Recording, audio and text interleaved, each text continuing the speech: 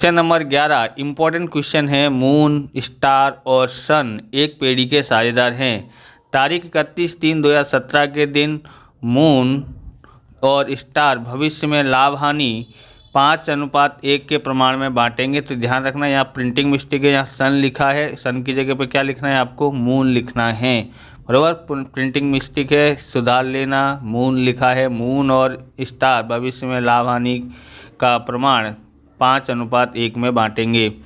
तो नया प्रमाण दिया गया, पुराना दिया गया नहीं है, मतलब तीनों साझेदार बराबर हिस्से में साझेदार मतलब बांटते होंगे लाभ हानि, यानी कि 1:1:1 इसके अनुसार करें 1:1:1 के अनुपात में बांटते होंगे। तारीख 31/3/2017 के दिन उनकी पीढ़ी की पक्की तलपट निम्नानुसार थी। बराबर, यहाँ पर पुराना भाग अपने 1:1 के रखना है और नया भाग 5:1 में रखना है। पक्की तलपट पर ध्यान रखने का है, लिखा है ये। और समायोजन देखते हैं। निवृत्ति के शर्त निम्नलिखित थी। पीढ़ी की ख्याति का मूल्यांकन 60,000 करना है, ये आपको आता ही है। तो लेनदारों को 1 मास का बाद चुकाना है। लेनदारों को 1 मास बाद चुकाना है, जिन्हें तुरंत ही वार्षिक 12% बट्टे से चुका देना है। यानी कि लेनदारों को चुका देंगे हम लोग, और जो वार्षिक बट्टा है तो इसका भी समायोजन में हम लोग जब हम लोग गणना करेंगे तब देखेंगे लेनदार कहाँ पर है। ये रहा समायोजन नंबर, इसके ऊपर दूसरा है। बही में अपलिखित कंप्यूटर की कीमत 12,000 गिननी है और यह कंप्यूटर मून ले जाएगा। यानी कि बही में अपलिखित किया गया था ना 12,000, यानी कंप्यूटर था, ओके, ख़राब हो गया तो पीढ़ी में अपलिखित कर दिया। अब बोला कोई काम का नहीं है, चलो इसको हटा दो, साइड में रख दो। तो अच्छा, फिर अचानक है ना कंप्यूटर चालू हो जाता है, बराबर, देखते हैं, चेक करते हैं, तो कुछ दिनों के बाद तो फिर बोलता है, मून बोलता है कि मैं 12,000 रुपये में दे के अपने घर ले जाता हूँ, मैं चला दूँगा। ओके, तो अब वहाँ तो इसकी असर है ना संपत्ति में होगी नहीं। चौथा है सन की निवृत्ति के बाद, ये इंटरेस्टिंग पॉइंट है, इसको ध्यान से समझना। मून और स्टार उनकी पूंजी के नए लाभ हानि के प्रमाण में रखेंगे। यानी मून और स्टार पूंजी रखेंगे, यानी कि सन इसमें से निवृत्त हो गया है, सन निवृत्त हो गया, यहाँ पर लिखा है ना, ऊपर प्रिंटिंग मिस्टेक थी। अंतर की रकम बैंक खाते में ले जाएंगे। तो इसको समझना है ध्यान से, पूरा इसके ऊपर आधार ही है। ये आ गया तो पूरा सवाल आ गया। ओके, अब हम लोग को यहाँ पर कुछ दिया नहीं हुई है, खाली इसके लेनदार के ऊपर ही है, तो हम लोग सॉल्यूशन करना चालू करते हैं। तो सबसे पहले 1060 से चालू करते हैं। पूंजी दायित्व में पहले पूंजी लिख देते हैं, शेष आगे लेके आए, बोलो 1,60,000, 2 लाख और 1,80,000, बराबर। फिर सामान्य अनामत तीनों साझेदारों में बांट देंगे। जमा तरफ हम लोग रखेंगे इनको तीनों को, ओके, और इसको भी, और तो बांटेंगे। नए पुराना भाग कितना है, 1:1 के अनुसार में बांटना है। चलिए इन दोनों का करते हैं। तो यहाँ लिखते हैं शेष आगे लाए, कितना है, 1,60,000, 2 लाख और 1,80,000। ओके, 1,80,000। अब हम लोग आगे देखते हैं क्या करेंगे। सामान्य अनामत, सामान्य अनामत किस अनुपात में बांट रहे हैं, 1:1:1 के।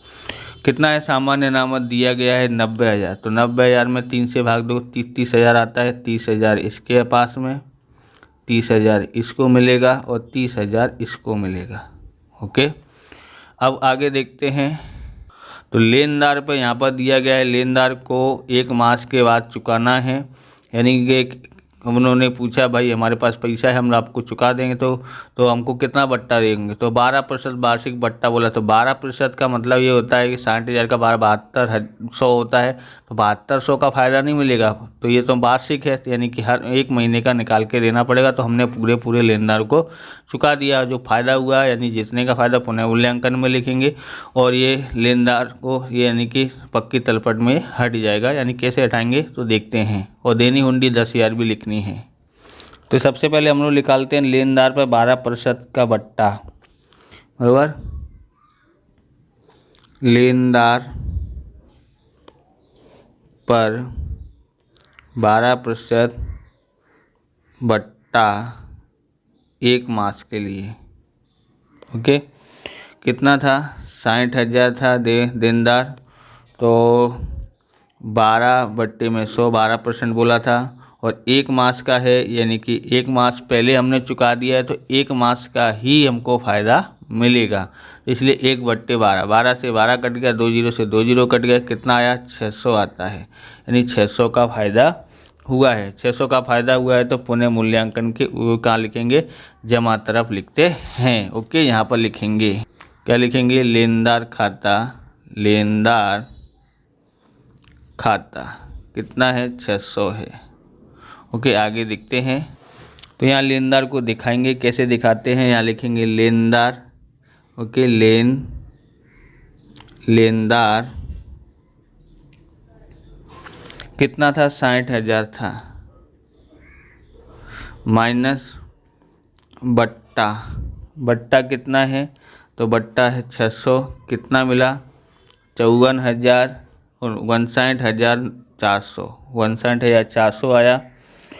तो ये चुका देंगे, कहाँ से चुका देंगे, रोकड़ या बैंक खाते से, रोकड़ या बैंक खाता 59,400।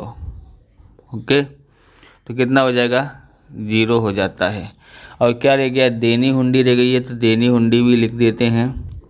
देनी हुंडी कितने की थी, 10,000 की थी। अब ये बैंक खाते में लिखना पड़ेगा, बराबर, हमने बैंक से चुकाया पैसा, बैंक या रोकड़ खाते से गया है। तो यहाँ लिखते हैं लेनदार खाता, लेनदार खाता कितना आया, 59,400 होता है। ओके, 59,400 हो गया है। अब हम लोग आगे देखते हैं। तो ये मकान है 2,40,000, यंत्र है 1,30,000, फर्नीचर 80,000, स्टॉक 45,000, देनदार 30,000, बैंक 1,75,000। तो बैंक के रोकड़ खाते में शेष आगे लिखा है, इसको ऐसे लिखेंगे, बाकी को पक्की तलपट में ऐसे ही लिख देते हैं। तो यहाँ लिखते हैं शेष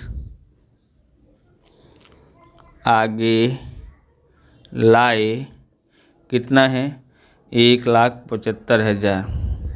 ओके, कितना है, 1,75,000। अब बाकी को पक्की तलपट में लिखते हैं। तो यहाँ लिखते हैं मकान कितना है, 2,40,000। फिर है यंत्र कितना है, 1,30,000। फिर है फर्नीचर कितना है, 80,000 का है। फिर है स्टॉक कितने का है, 45,000 का। फिर देनदार कितना है, 30,000। फिर आगे रोकड़ बैंक हमको पता लगाएंगे बाद में, फिर उसका करते हैं। ओके, अब देखेंगे ये यहाँ पर लिखा है तीसरा समायोजन दूसरा हो गया है। तीसरा है वही में अपलिखित कंप्यूटर की कीमत 12,000 गिननी है। मतलब कि कंप्यूटर जो है अपलिखित किया गया है। अब क्यों किया गया होगा, तो इससे कंप्यूटर चला रहे थे बहुत साल से, ख़राब हो गया होगा, बंद हो गया हो, चालू नहीं हुआ हो रहा होगा, तो उसने बोला इसका कोई कीमत नहीं मिले तो साइड में रख देते। तो वो क्या बोलते हैं, संपत्ति लेना से क्या कर दिया है, अपलिखित कर दिया। तो फिर उसके बाद कंप्यूटर कुछ दिनों के चालू किया होगा तो चालू हो गया।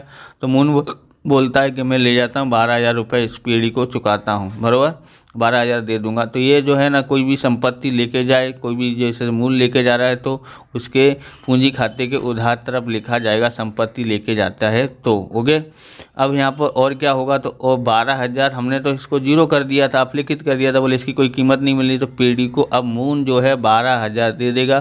तो 12,000 का फ़ायदा पीढ़ी को हुआ, तो उसको कहाँ लिखे जाएंगे, उसको पुनः मूल्यांकन के जमा तरफ लिखेंगे, क्योंकि 12,000 का फ़ायदा हुआ है।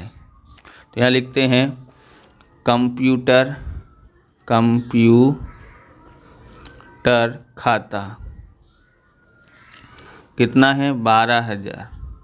और कहाँ लिखा जाएगा, यहाँ पर लिखते हैं कंप्यूटर खाता कितना है, 12,000। ओके, हो गया, पूरा हिसाब हो गया है। अब हम लोग क्या कर देते हैं, सब कुछ हो गया है, यहाँ पर इसको पुनः मूल्यांकन को कर देते हैं। पहले किधर ज़्यादा दिखाई दे रहा है, तो इधर ज़्यादा दिखाई दे रहा है, कितना होता है, 12,600 होता है। तो यहाँ भी लिख देते हैं 12,600। ओके, अब पूरा पूरा लाभ हुआ है तो यहाँ पर लिखेंगे 12,600। तो ये क्या है, लाभ है, इधर साइड आए तो लिखते हैं लाभ। पूंजी खाता, पूंजी खाता, तीनों का प्रमाण क्या था, 1:1:1। मून, स्टार और सन ये है। तो इसका करेंगे कितना है, तीनों को बराबर 3 भाग में भाग दे देते हैं। तो मैं डायरेक्ट दे देता हूँ, 3 चौक 12 और 3 दूनी 6, 2 जीरो का 2 जीरो, 4200 तीनों में आता है। ओके, उसको कैलकुलेटर को साइड में रख दिए। तो ये हो गया है। अब इसको कहाँ लिखेंगे, इधर साइड लिखते हैं। क्या लिखेंगे, थोड़ी जगह रख देते हैं। यहाँ पर आएगा इधर साइड, यहाँ पर आएगा तो हम लोग लिख देते हैं यहाँ पर। किधर साइड आएगा भाई, उधार है तो जमा साइड ही आएगा, तो यहाँ लिख देते हैं पुनः मूल्यांकन खाता। लिखते हैं पुनः मूल्यांकन खाता 4200। ओके, अब हमको यहाँ पर गणना करनी पड़ेगी ख्याति की, है, ख्याति की गणना करते हैं। पीढ़ी की ख्याति का मूल्यांकन 60,000 किया गया है। तो देखते हैं कितना चुकाना पड़ेगा, लाभ हानि का प्रमाण के अनुसार देखते हैं। तो यहाँ लिखते हैं साझेदार मून, ओके, स्टार और सन। पुराना भाग लिखते हैं, पुराना भाग कितना है, 1:1:1 मतलब 1/3, 1/3, 1/3। नया भाग कितना था, 5 और 1, और ये हो जाता है निवृत्त। ओके, तो 5 और 1 6, 5/6, 1/6। ओके, अब यहाँ लिखते हैं साझेदार और यहाँ लाभ बराबर क्या होता है, नया भाग माइनस पुराना भाग। साथ में यहाँ लिखते हैं परिणाम। ओके, अब कौन है, पहला मून ज्ञात करते हैं। मून, तो नया भाग कितना है इसका, 5/6 और पुराना कितना है, 1/3। ओके, हर समान करना पड़ेगा। तो यहाँ पर दोनों का लासा होता है 6। ओके, 6 लासा आता है, क्योंकि 6 के बारे में भी 6 आता है, 3 के बारे में भी 6 आता है। तो 3 का बाड़ा कितने बार पड़े, 6 आता है, तो 2 बार, तो 2 से गुणा कर दो। 5 का 5 और 2 एकन 2। ओके, 5 में से 2 गया तो कितना बचेगा, 3/6। कितना आया, 3/6। ओके, अब इसको करते हैं स्टार, काटना नहीं है इसको। ओके, इसका है 1/6 और इसका है 1/3। इधर भी हर समान करने के लिए 2 से गुणा कर देते हैं। तो यहाँ आता है 6, 1 का 1, 2 एकन 2। यहाँ पर आएगा क्या आएगा, यहाँ पर 2 में से यहाँ पर घटाते हैं 1, तो माइनस का 1 आता है, 1/6। तो इसने ये माइनस में आया है, तो इसका है परिणाम लाभ प्राप्त करता है, ये त्याग करता है। ये त्याग करेगा तो इसको भी पागड़ी लेके जानी पड़ेगी, इसका भी पागड़ी में हिस्सा होगा। ओके, तो यहाँ पर देखते हैं, सबसे पहले क्या ज्ञात करते हैं, ख्याति की गणना। यहाँ लिखते हैं ख्याति की गणना। ओके, तो सबसे पहले मून का ज्ञात करते हैं। मून 60,000 बराबर, और इसका कितना आया है, लाभ है, यानी 3/6 भाग, ये वाला भाग करना है। तो कितना आता है, 6 से भाग देंगे तो 10,000, 10,000 गुणा 3 तो कितना होता है, 30,000 होता है।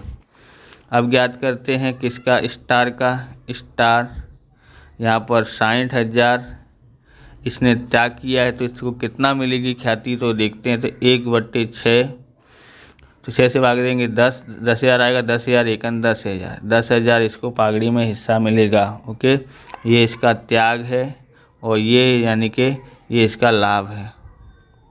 ओके, अब ये सन का 60,000 है और इसका पुराना भाग जो था वो ही लिखेंगे 1/3 वाला। तो 1/3 3 से भाग देते हैं तो 20,000, 20,000 एकन 20,000। ओके, यानी कि ये जो निवृत्त होता है यानी 20,000 ये लेके जाएगा पागड़ी में से, 10,000 इसने त्याग किया तो ये भी 10,000 ये भी लेके जाएगा। कौन चुकाएगा दोनों को? तो ये लाभ के अनुसार ये चुकाएगा, 30,000 दोनों को देगा, इसको 20 इसको 10। तो इसकी वितरण करते हैं। ओके, तो क्या आएगा? मून का पूंजी खाता उधार 30,000, चुकाना वाला उधार किसको किसको मिलेगा? स्टार को, स्टार के पूंजी खाते का कितना है? 10,000 और सन के पूंजी खाते का कितना है? 20,000। ओके, 20,000 है। तो अब इसको क्या लिखेंगे?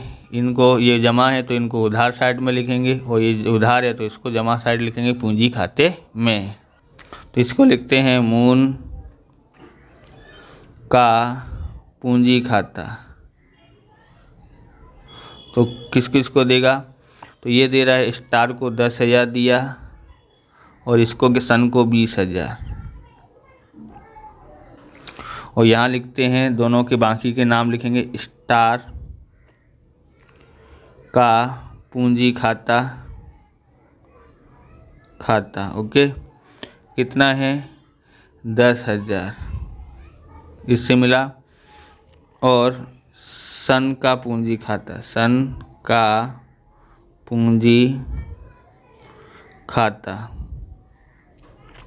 कितना? 20,000। ओके, अब हम लोग को ध्यान देना है, पहले जो निवृत्त हो गया है पहले उसका हिसाब किताब कर देते हैं। बरोबर, ये निवृत्त हुआ है सन का हिसाब किताब कर देते हैं, उसके बाद बाकी की गणना करनी पड़ेगी, बहुत बड़ी गणना है। तो इसको देखते हैं, 1,80,000 प्लस 30,000 प्लस 20,000 प्लस 4,200 कितना आता है? 2,34,200। 2,34,200 2,34,200। तो इसका जो है किसके रूप में लिखेंगे? लोन के रूप में लिखेंगे। तो लोन खाता कितना है? 2,34,200। ओके, अब हमको ध्यान से समझना पड़ेगा। तो यहाँ पर देखेंगे इधर किधर साइड का टोटल ज़्यादा हो रहा है, तो इधर का टोटल ज़्यादा हो रहा है मून में। तो यहाँ लिखते हैं, एक लिखना नहीं है, खाली देखना है, 1,60,000 और 30,000 और 4,200। ओके, कितना आता है? 1,94,200। 1,94,200 में 12,000 घटा दो, फिर 10,000 घटा दो, फिर 20,000 घटा दो। तो इसका कितना आया है? 1,52,200। बराबर, रफ काम में लिख के रखा है, आपके काम आएगा इसके लिए। अब प्लस कर देते हैं, इसका देखते हैं, स्टार का कितना है? 2 लाख, फिर है 30,000, फिर है 10,000, फिर 4,200 कितना होता है? 2,44,200 होता है। और इधर से कुछ घटाना ही नहीं है तो यहाँ लिखते हैं 2,44,200। बराबर, इन दोनों को जोड़ देते हैं तो 1,52,200 बराबर कितना आता है? 3,96,400। अब इनको बंटवारा करना है तो किसके? लाभ के अनुसार, यानी 5:1 के अनुपात। तो इसकी पूरी गणना अपन लोग करते हैं। तो यहाँ पर आपको इसलिए लिख के बताया कि आपको समझ में आए कि ये कैसे आया। तो यहाँ करते हैं, इधर यहाँ हेडिंग डालते हैं। ओके, नई पीढ़ी की पूंजी नए लाभ हानि के प्रमाण में सबसे पहले देखते हैं मून प्लस स्टार की पूंजी बराबर। तो कितनी है 1,52,200 प्लस कितनी आई थी 2,44,200 और इसका टोटल कितना आया था, टोटल आया था इसका कितना आया था, टोटल हम लोग यहाँ लिख देते हैं 3 लाख, यहाँ लिख देते हैं 3,96,400 3,96,400। इसका बंटवारा करना है दोनों के अंदर। ओके, तो दोनों को देते हैं यहाँ पर। ये है मून का भाग कितना था, तो मून का भाग था यहाँ पर 5:1, यानी मून को यहाँ पर देते हैं 3,96,400 का इसका भाग है 5 बट्टे में 5 और 1 6 आता है। ओके, तो इसमें भाग देते हैं 6 से, कितना आ गया यहाँ पर हमारे पास और गुणा करते हैं 5, तो इसका आता है 3,30,333 पॉइंट में आता है, तो इतना ही लिख देते हैं। ये कौन है, स्टार बराबर। इसका करते हैं 3,96,400 गुणा इसका भाग है 1/6। ओके, तो 3,96,400 भाग 6, इसका आता है 6 लाख कितना आता है इसका 66,000 आता है 067। ओके, 66,067 आता है। ओके, इसमें से इसको इतनी रखनी है, इसको इतनी रखनी है। ओके, इसको लिखना है कैसे, शेष आगे ले गए, शेष आगे ले गए। यहाँ पर पूंजी खाते में लिखते हैं उधार तरफ, तो यहाँ लिखते हैं शेष आगे ले गए। कितना है 3,30,333, इसका है 66,067। ओके, ये हमने ज्ञात किया है, यहाँ डैश। ओके, अब हमको अब फिर से गणना करनी पड़ेगी। अब कितना अंतर की रकम है यहाँ पर, ये आप समझे। देखो, पहले पूंजी किसकी ज़्यादा थी, इसकी थी, स्टार की पूंजी थी, क्या बोलते हैं। अब ये बोलता है कि नए प्रमाण में रखना पड़ेगा, तो यहाँ पर जो है ये जो है पूंजी इसको ज़्यादा रखनी पड़ेगी, तो इसको कम रखनी पड़ेगी बराबर। कम रखनी पड़ेगी तो ये पूंजी कौन लेके जाएगा, कौन लेके आएगा, वो ज्ञात करना है। अब यहाँ पर फिर से गणना करनी पड़ेगी। अब देखो किधर साइड का ज़्यादा लग रहा है, तो इधर साइड का ज़्यादा है कि इधर साइड का ज़्यादा है, वो पता लगाना है।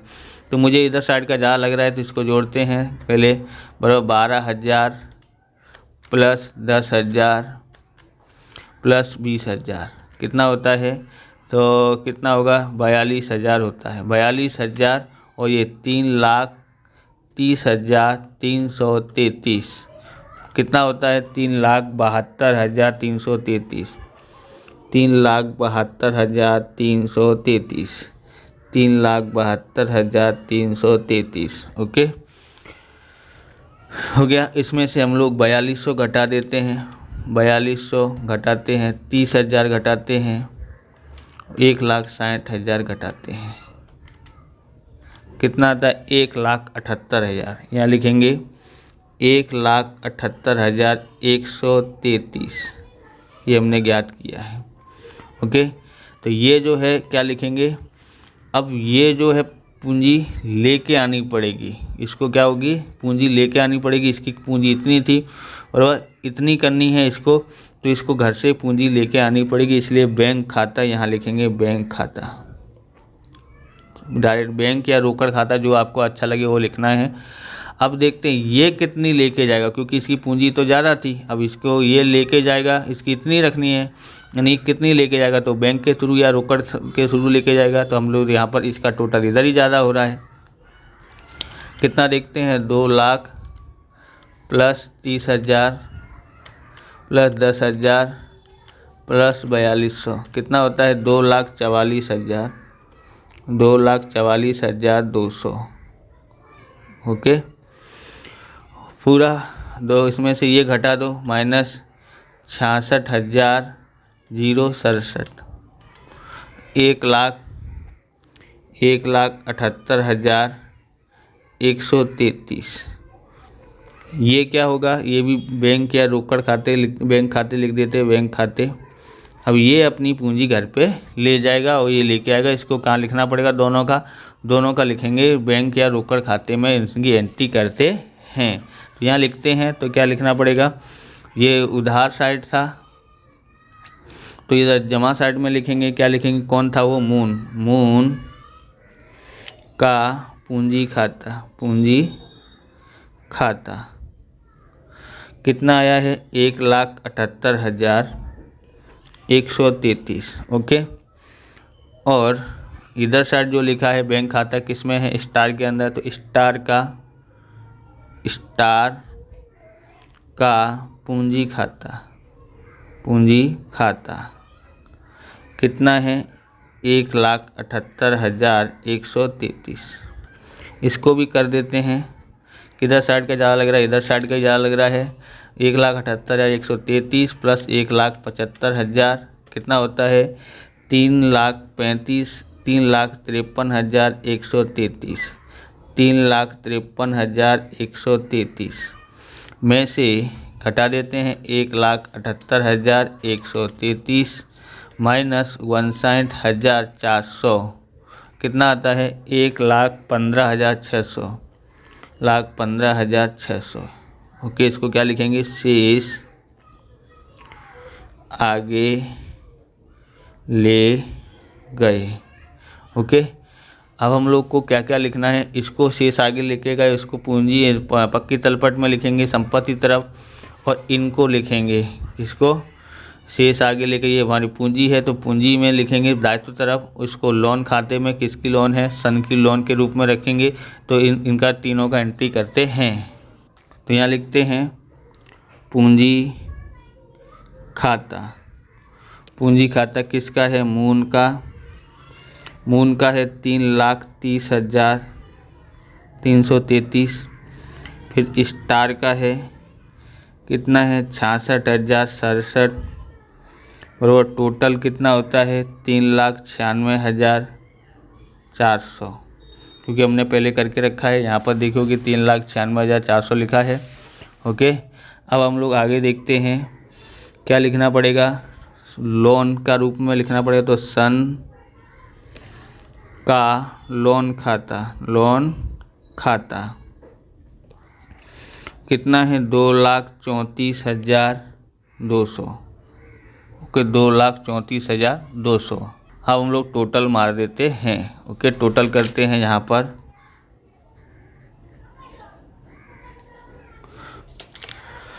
इधर साइड का कर लेते हैं, 3,96,400 प्लस 2,34,200 प्लस 10,000 कितना आता है, 6,40,600। 6,40,600 इसका भी कर देते हैं, 2,40,000 प्लस 1,30,000 प्लस 80,000 प्लस 45,000 प्लस 30,000 कितना आता है, 5। इधर क्या रह गया है, बैंक खाता लिखना रह गया है। ओके, रोकड़ बैंक खाता कितना था, 1,15,600 था। तो इसको भी जोड़ देते, 1,15,600 कितना आता है, 6,40,600 आता है। बराबर, इस प्रकार से ये वीडियो पूरा होता है। अगर आपको हमारा वीडियो अच्छा लगे तो लाइक करें, शेयर करें, कमेंट करें। चैनल पर नए हैं चैनल को सब्सक्राइब करें। मिलते हैं नेक्स्ट वीडियो में। जय हिंद, जय भारत, वंदे मातरम।